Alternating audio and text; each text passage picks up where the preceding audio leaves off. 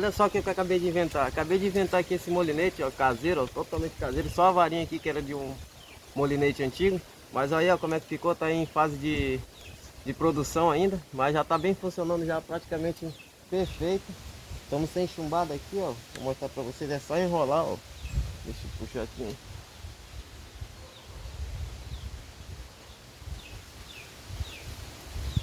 Olha aí, ó. Funciona perfeitamente, é só enrolar. Com um peso ali, é só jogar que ele vai embora. Olha aí como é que ficou o modelo. Se vocês quiserem saber aí como é que foi feito, e se quiserem ver o teste, é só seguir aí, deixar nos comentários que eu vou fazer como é que eu fiz ele.